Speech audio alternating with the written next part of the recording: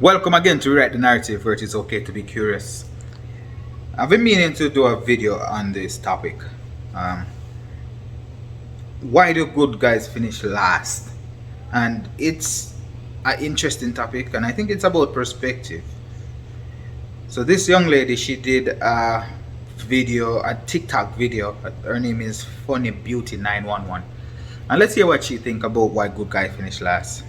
So I've had a lot of guys, I'm still getting comments stating that, something happened to them where they invested in a female and it basically backfired on them. So I took it upon myself to do a little research. And guys, it's not good. It did say that good men tend to be seen as less of a challenge, boring, easily attained, and what's the other word? Oh yeah, agreeable. There are two parts to this. Some men have a reason why they are not considered or they don't classify themselves as good men. Some men don't even want to be classified as good men, but people put you in a bracket, people put you a label on you, and they categorize you, and you are what you are according to what label they attach. Some men got hurt. Just like women, the angry black woman theory did not just pop up out of thin air. Like some women decide, I'm gonna just be angry and I'm gonna be upset at the world. There's a reason, there's something that started it. And here, the good guys, there are men who started out as good guys and then just shift. They have their reasons. Two parts. The second part is that women view good men or some women view good men as easily attained, which means they're easy, they are boring, they are not much of a challenge, and they are too agreeable. This is just crazy. First of all, a man that is agreeable is mostly by choice. You choose to agree with a person that you think you can work with. Now, this problem is easily fixed because a man could decide to be just he won't agree with anything that a woman say. You don't agree with anything, you don't disagree, you don't agree to disagree, and you don't disagree to agree. You just stand there, sit, whatever the position is.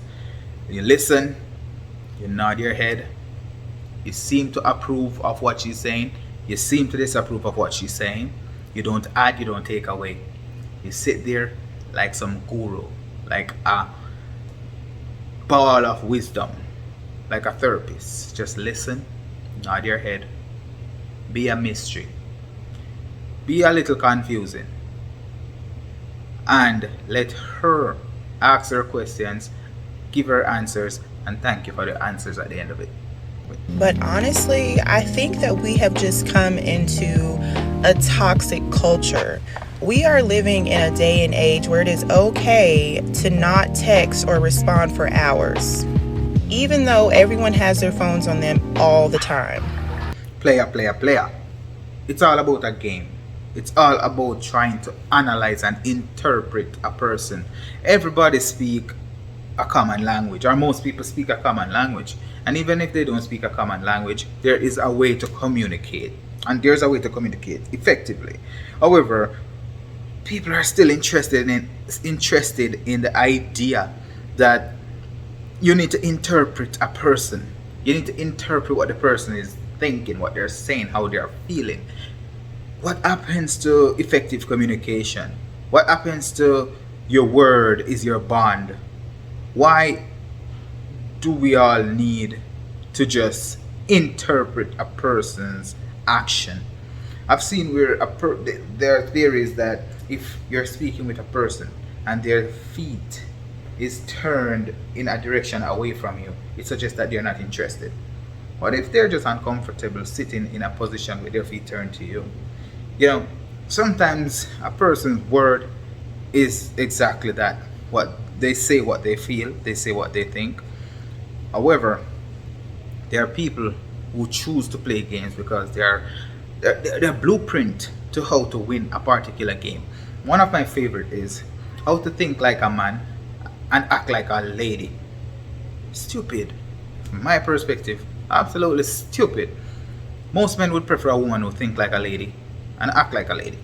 Most most men would prefer a woman who think like a lady and act like a lady. Most women would prefer a man who act like a man and think like a man. So here's my theory. When you have someone whose intentions are clear and pure, when you have someone who has effective communication, when you have someone who says that they're going to do something and they follow through, you get bored. They're being easily attained and they're very agreeable. And you want to know what else they are? Healthy. They're healthy in their mind. That's another perfect way of phrasing it. A person who follow through on their commitment. They're healthy people. They don't force you to interpret things. They're not playing a game of confusion. That's a healthy person. A person who have good time management skills. A person or people who have goals that they set and follow through on. Some people are okay just being normal, and normal is boring. But at the same time, normal is predictable. Predictable is boring to a person who is seeking instant gratification. You know, that instant pleasure. Predictable is boring, but it's also healthy. But if you get someone whose intentions, you have no idea what their intentions are, you don't know if they really want you or if they're playing you. They may tell you that they're going to come, that you're going to go on a date, doesn't happen. They may tell you they're going to call you, doesn't happen.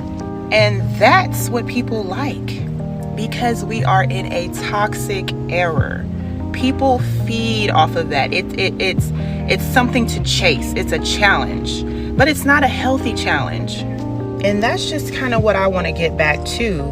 You know, when I stated in that video, you know, I'm getting my karma for not valuing what I had when I had it. I am now at a place where I could handle a healthy relationship. I no longer find thrill or excitement in toxicity. So I just encourage everyone to go ahead and join me. All the good men and good women, let's get together. Yeah, I'm going to start that right there. And that is also a very interesting point. You know, it's also a confession on her part. She said that in a previous video that she did, she explained that she's getting her karma at this point because she did not value what she had. And this brings me back to the point. Are good guys finishing last? Are good women finishing last? Or are these people finishing on their own time and running that race at their own pace? They're continuously healthy. They are making the decisions that would benefit them in the long run. It's not that instant gratification. They're not fast. They're not finishing fast. They're finishing right. They're finishing correct. So good guys are not necessarily finishing last.